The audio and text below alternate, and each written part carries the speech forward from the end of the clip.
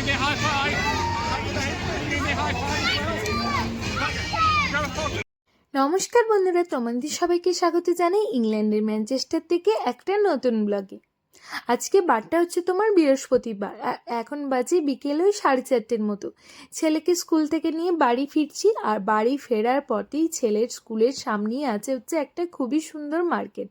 মার্কেটটার নাম হচ্ছে এজলি মার্কেট। সেই মার্কেটের দেখছি একটু হাফ অংশ খুব ছোট্ট করে ঘিরে নিয়ে একটা ছোটোখাটো মেলা বসেছে।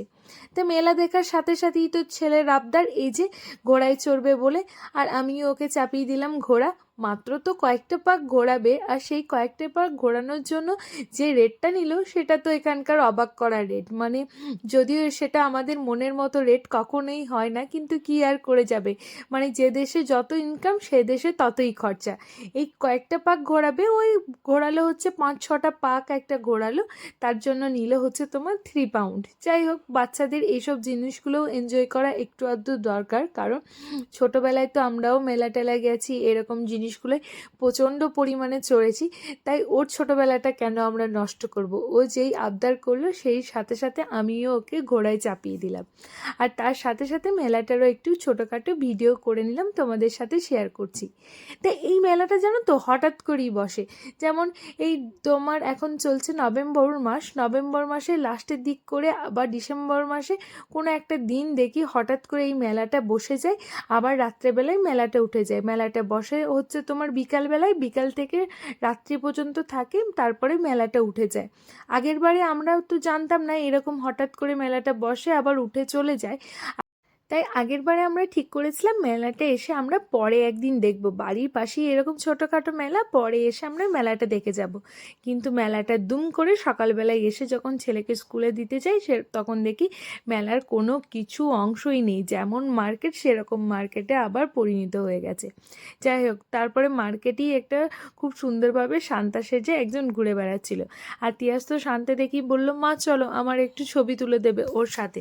তা আমিও গিয়ে বললাম, চল ঠিক আছে, তোর একটু ছবিও তুলবো, ভিডিও করব।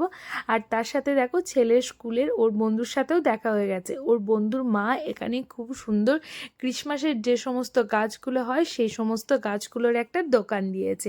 তা বন্ধুর সাথে একটু কথাও বলে নিল। Give me a high five. Give me a high five. তা বন্ধুর সাথে তো কথা বলা হলো, তার সাথে শান্তা দাদুর সাথে হাই ফাই করা হলো, কয়েকটা ছবিও তোলা হলো, আবার শান্তা দাদু ওকে খুব সুন্দর একটা গিফটও দিয়ে দিল, চকলেটের প্যাকেট।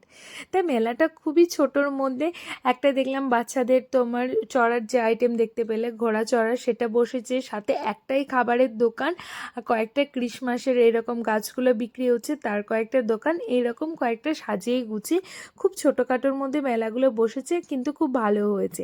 এই মার্কেটটায় আবার জানো তো একটা খুব সুন্দর ক্রিসমাসের গাছও লাগায়, সেটা প্রত্যেক বছর এই ক্রিসমাসের টাইমে এনে গাছটাকে পুঁতে দেয়, আবার ক্রিসমাসের সিজনটা যখন শেষ হয়ে যায় গাছটাকে তুলে নিয়ে গিয়ে আবার চলে যায়, সেটা গভর্নমেন্টের তরফ থেকেই করে।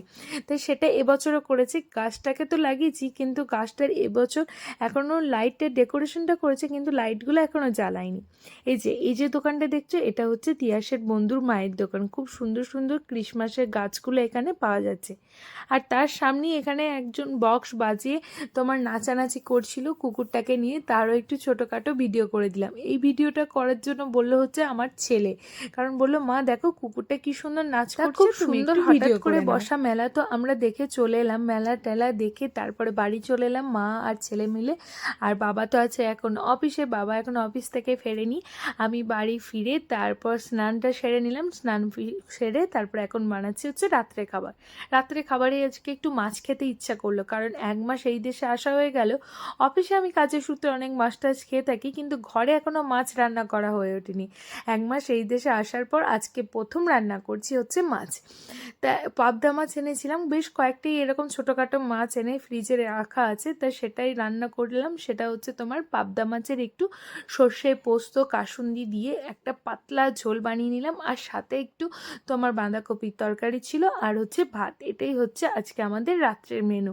রাত্রে এখন বেশিরভাগ দিনই ভাতই খাওয়া হয়ে ওঠে, কারণ রুটিটা খুবই কম বানায়, মানে হয় না কাছে থেকে ফিরে আর রুটি বানাতে এনার্জি লাগে না, সেই জন্য গরম গরম ভাত আর এইরকম খাবার দাবারই এখন রাত্রে খেয়ে থাকি। কেমন লাগছে পাবদা মাছটা খেতে দিয়াস? ভালোই লাগছে। ভালোই লাগছে। নিজে হাতে দেখো কি সুন্দর কাঁটা বেছে বেছে সুন্দরভাবে খাচ্ছে। তা রাতের এই খাওয়া দাওয়া দিয়ে আজকের এই ছোট্ট ব্লগটা এখানেই শেষ করছি। কেমন লাগলো এই হঠাৎ করে বসা মেলা, তার সাথে খাওয়া দাওয়া, সমস্ত কিছু মিলিয়ে এই ছোট্ট ব্লগটা কেমন লাগলো অবশ্যই কিন্তু কমেন্ট করে জানিও। ভালো লাগলে প্লিজ পেজটাকে একটু ফলো এবং লাইক করে দিও, আর যারা ইউটিউব থেকে দেখছো চ্যানেলটাকে একটু সাবস্ক্রাইব করে দিও।